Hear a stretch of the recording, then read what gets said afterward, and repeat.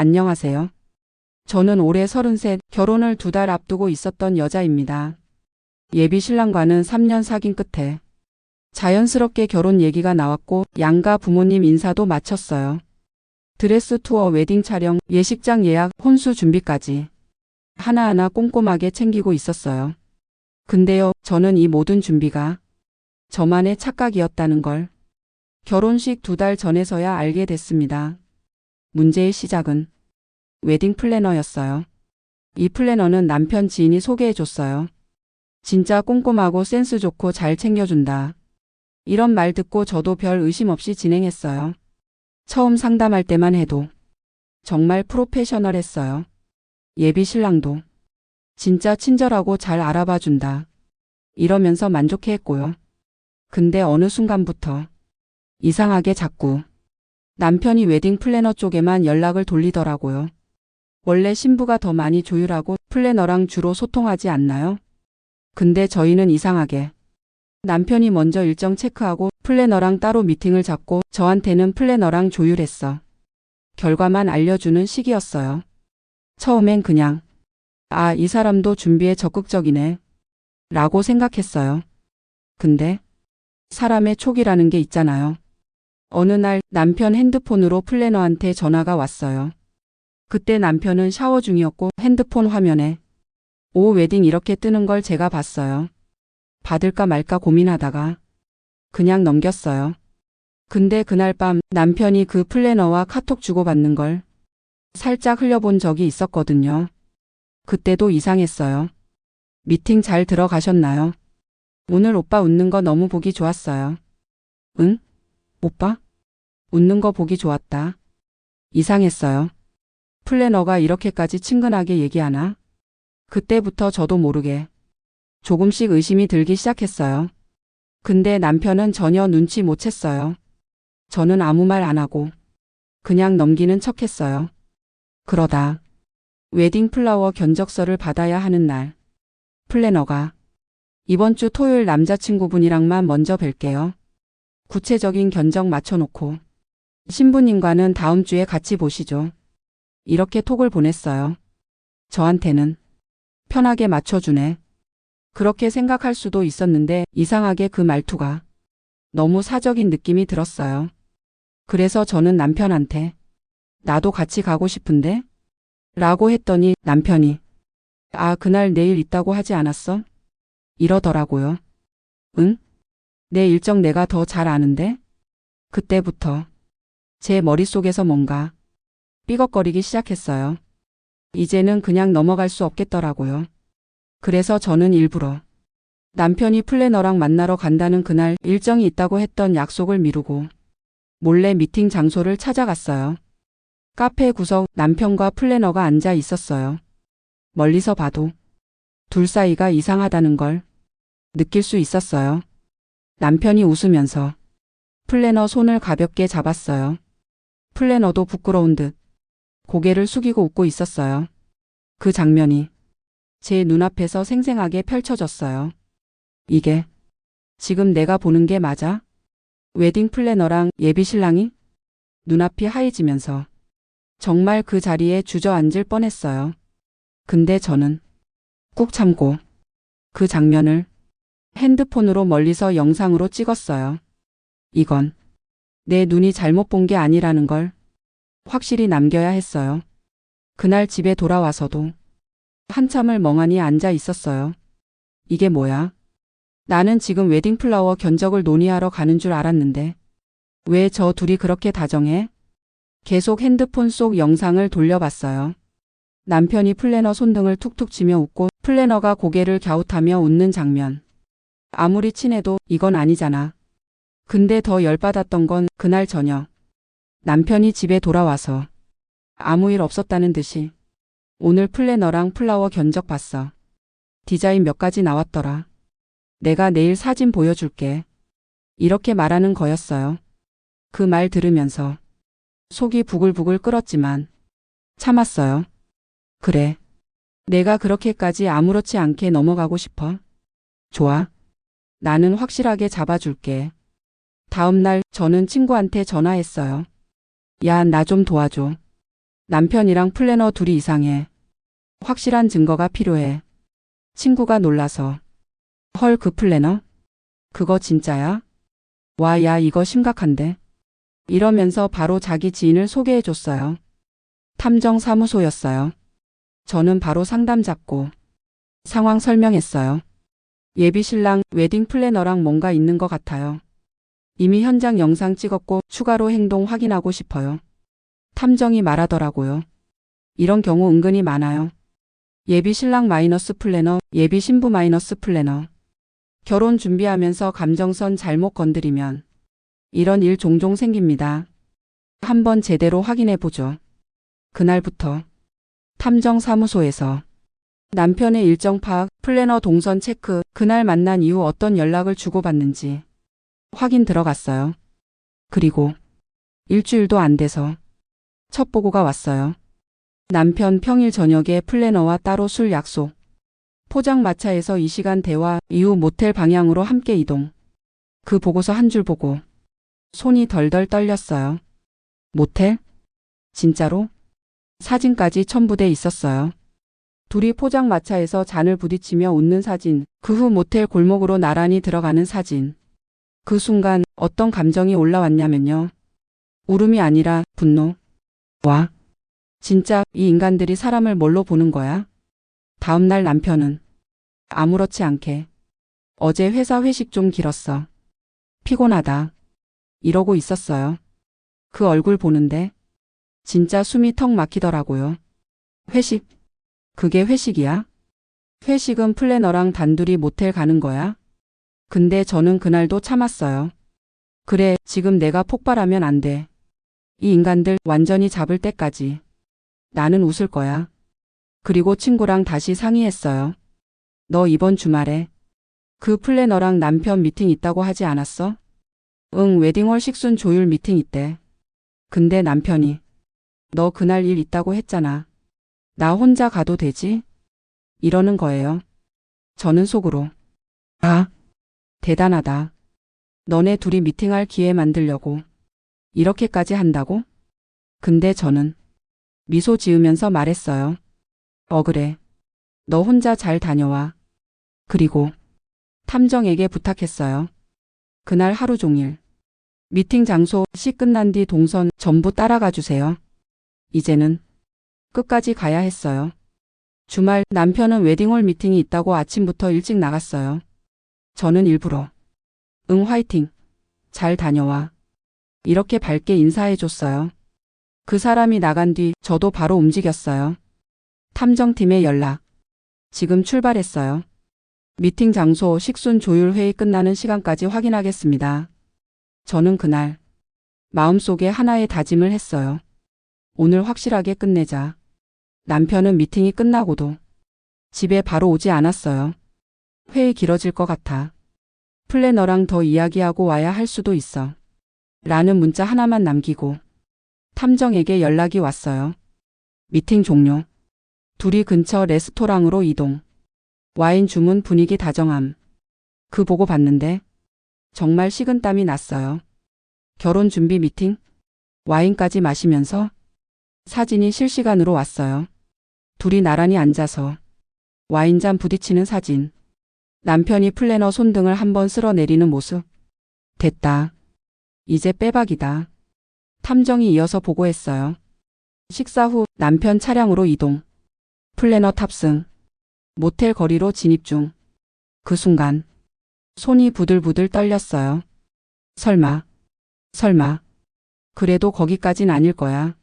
하는 마음과 아니야, 이미 그 둘은 선 넘었어. 하는 마음이 뒤엉켰어요.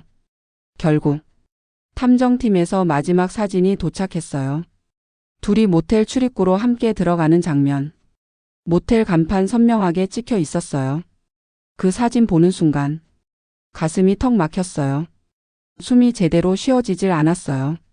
이 인간들, 내 앞에서는 결혼 준비 잘한다고 웃고 뒤에서는 모텔을 들어가? 이게 사람이야? 이게 인간이야? 저는 그날 밤 한참을 울었어요. 근데요, 희한하게 눈물이 길게 안 나왔어요. 화가 너무 컸거든요. 그래, 너희가 그렇게까지 했구나. 좋아. 이제 내가 입으로 인정하게 만들 차례야. 다음 날 아침 남편은 아무 일 없다는 듯이 오늘 드레스 최종 피팅 같이 가자. 라고 하더라고요. 그 얼굴 보는데 진짜 손이 올라갈 뻔했어요. 근데 꾹 참았어요. 웃으면서 대답했어요. 응, 가자. 그리고 피팅 미팅 때 일부러 플래너한테도 어머 너무 고생 많으세요. 지난주 미팅도 잘 진행됐다면서요. 라며 웃어줬어요. 플래너 얼굴이 살짝 굳는 게 보이더라고요. 아마 눈치를 챘을 거예요. 그날 밤 저는 남편 핸드폰을 다시 뒤졌어요. 이제는 확신이 있었으니까요. 카톡 삭제된 대화 복구. 있더라고요. 오늘 오빠 너무 멋있었어요. 다음번엔 오빠가 좋아하는 레드와인으로 준비할게요. 그날 오빠 웃는 얼굴 못 잊겠어요. 그 메시지들 전부 캡처해뒀어요. 그리고 남편 폰 앨범, 구글 포토 자동 백업 폴더. 그 안에 플래너랑 같이 셀카 찍은 사진. 그 여자가 남편 어깨에 살짝 기대고 찍은 사진. 둘이 맥주잔 들고 환하게 웃는 사진. 제 웨딩 앨범 폴더 바로 옆에 그 사진들이 있더라고요. 그거 보는 순간 속에서 뭐가 확 올라왔어요. 그래, 이제 끝낼 때다. 다음 날 저는 변호사 사무실을 찾았어요. 예비 신랑 웨딩 플래너와 불륜 관계입니다. 동거는 아니지만 지속적 만남, 모텔 출입, 사진, 카톡, 영상 다 확보했어요. 위자료 청구하고 결혼 파탄 책임 묻고 싶어요. 변호사님이 서류 쭉 보더니 고개를 끄덕였어요. 네, 이 정도면 충분합니다. 변호사님과 상담을 마치고 나서 가슴이 조금 시원해졌어요. 그래, 이제 시작이다. 이 인간들 그냥 넘어가게 두지 않을 거야. 그날 밤 남편은 아무것도 모른 채 여보 드레스 피팅 다시 한번 보러 가자. 사진 찍어두고 부모님 보여드리자. 이러고 있었어요. 그 웃는 얼굴을 보는데 내가 이 사람을 믿었던 시간들이 하나하나 부서지는 소리가 들리는 것 같았어요. 근데 저는 또 웃었어요. 그래, 그렇게 하자. 정말 속으로는 이를 꽉 물고. 다음 날 저는 남편 부모님께 연락했어요.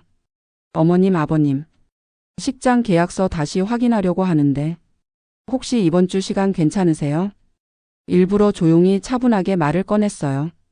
부모님은 그래, 우리 아들도 바쁠 텐데 잘 챙긴다. 이번 주 주말 괜찮다. 이렇게 말씀하시더라고요. 그리고 남편한테도 똑같이 말했어요. 이번 주 주말에 부모님 뵙고 식장 관련해서 다시 얘기 나눠야 할 것 같아. 남편은 응, 그래, 알았어. 이러면서 아무 의심도 안 했어요. 그 주 동안 저는 변호사님과 계속 소통하면서 위자료 청구, 약혼 파탄 손해배상 준비를 마쳤어요. 드디어 주말. 양가 부모님 모두 모인 자리. 저는 그 자리에서 테이블 위에 탐정 보고서, 사진, 영상 캡처, 카톡 대화 캡처 전부 올려놨어요. 그리고 조용히 말했어요. 저 이 결혼 못하겠습니다. 양가 어르신들 모두. 뭐? 갑자기 무슨 소리야? 남편도. 야, 갑자기 왜 이래? 식 얼마 안 남았잖아. 무슨 소리야? 이러면서 황당해했어요. 근데 저는 그 사람 눈을 똑바로 보면서 영상 플레이 버튼을 눌렀어요. 둘이 모텔 들어가는 장면, 와인 마시며 손 잡는 장면, 카톡 캡처 사진들. 시어머니가 입을 틀어 막으셨어요. 이게 뭐야? 이게 뭐야? 남편은 순간 얼굴이 하얘지더니 그게 그냥 상담하면서 정 감정이 좀. 근데 절대 그 정도까진 아니었어. 이러면서 횡설수설.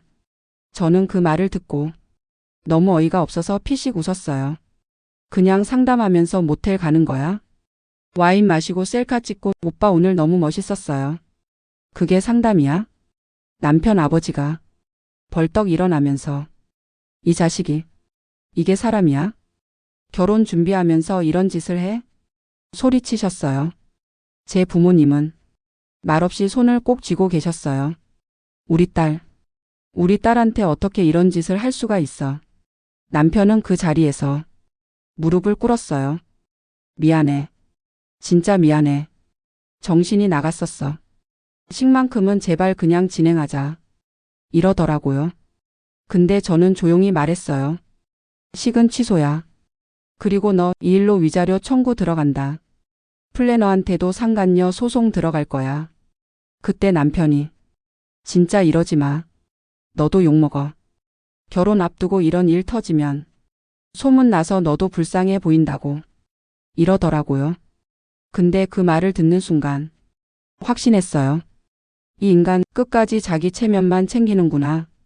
그래서 저는 마지막으로 말했어요. 욕먹는 거? 그건 내가 할 일이야. 나는 이 결혼 준비하는 동안 한 번도 거짓말 안 했거든. 그날 부모님들 앞에서 모든 증거를 꺼내 보여주고 남편이 무릎 꿇고 빌던 그 순간 솔직히 조금도 안 흔들렸어요. 그냥 딱 이 생각만 들었어요. 이 인간은 끝까지 자기밖에 몰라. 내가 이 인간한테 속고 살 뻔했구나. 그날 저녁 남편은 저한테 문자로 또 애원했어요. 미안하다. 정말 미안하다. 그냥 감정이 잠깐 흔들렸던 거야. 그 플래너랑도 끝낼 거야. 식만큼은 그대로 하자. 그 문자를 읽으면서 정말 웃음밖에 안 나오더라고요. 그래, 너 정말 끝까지 이 결혼식만 생각하는구나. 근데 더 웃긴 건 플래너한테도 연락이 왔어요. 신부님 정말 죄송해요. 그런 의도 아니었어요. 처음엔 그냥 일 때문이었는데 오빠가 너무 힘들어해서 이딴 메시지. 그래서 저는 단호하게 답장했어요. 상간녀 소송 들어갑니다. 변호사 통해 연락할 테니까 그쪽도 각오하세요. 그 뒤로 플래너 쪽에서는 합의하고 싶다. 위자료 일부라도 주겠다. 이런 얘기 나오기 시작했어요. 근데 저는 변호사님께 딱 말했어요.